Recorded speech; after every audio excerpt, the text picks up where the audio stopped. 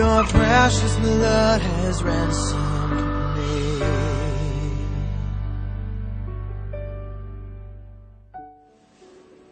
El mundo dentro de la iglesia.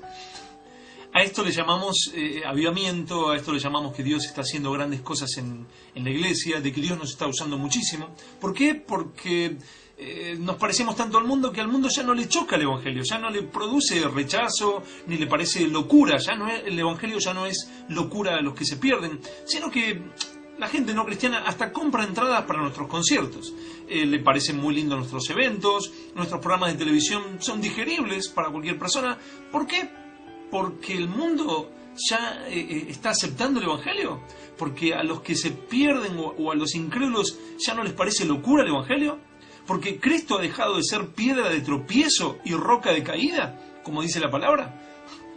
¿Es el Evangelio ahora algo agradable para todo el mundo? ¿Es algo hermoso, alguna esperanza? Aún para los que se van al infierno por la eternidad, aún para ellos es esperanza. ¿Ha cambiado el Evangelio? ¿Ha cambiado el Señor?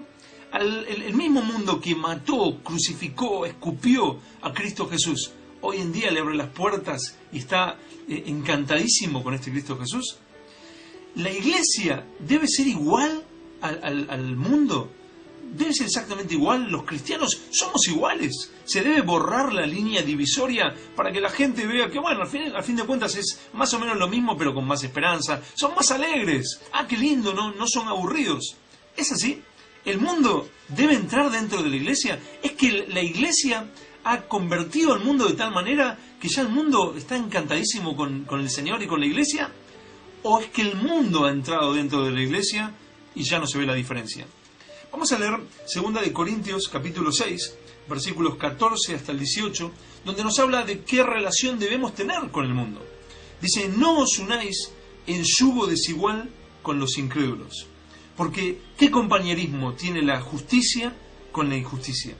¿Y qué comunión la luz con las tinieblas? ¿Y qué concordia Cristo con Belial? ¿O qué parte el creyente con el incrédulo? ¿Y qué acuerdo hay entre el templo de Dios y los ídolos?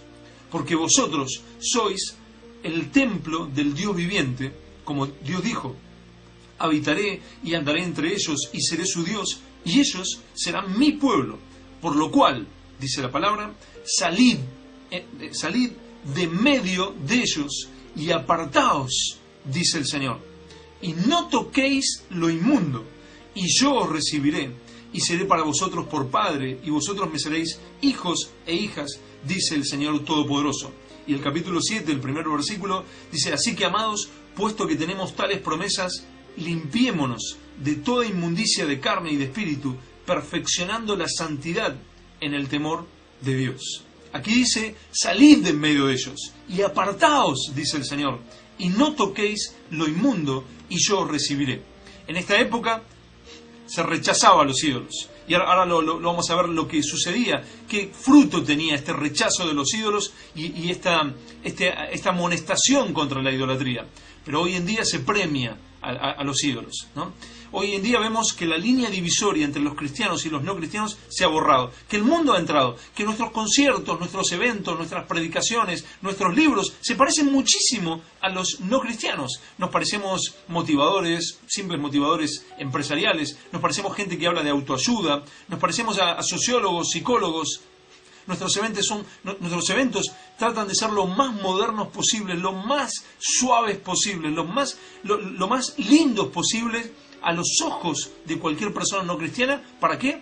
En nombre de la evangelización. Y si invitan a un músico o a un pastor a una entrevista, él dice: bueno, nosotros no somos religiosos, yo no vengo a traer una religión, yo simplemente vengo a traer un mensaje positivo, algo positivo, un mensaje de esperanza. ¿A qué se refieren con un mensaje de esperanza? Todo va a estar bien, el país va a salir adelante, tu vida va a salir adelante. Hoy tienes un día malo, mañana tendrás un día mejor. ¿Sin Cristo? O sea, no necesitan a Cristo, no necesitan al Señor, no necesitan arrepentimiento, no necesitan fe en Jesucristo.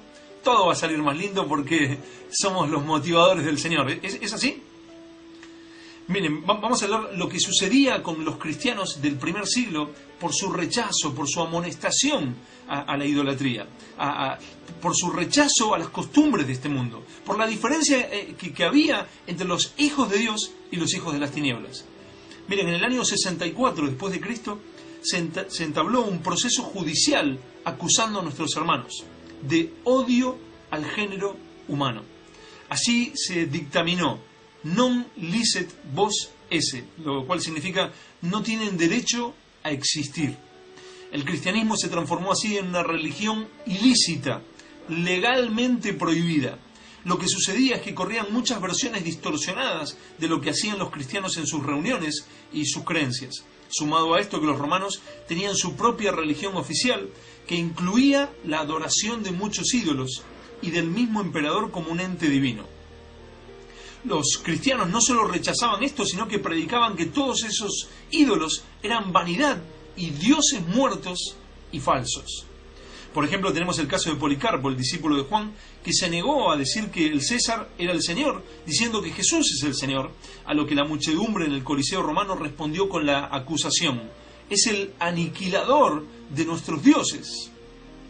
De esta manera los cristianos comenzaron a sufrir cárcel, flagelación, decapitación, condena en la arena del circo romano con torturas siempre nuevas y diversas, como por ejemplo ser asados en una parrilla, comidos por leones, atados a postes y prendido fuego para iluminar los jardines de Nerón.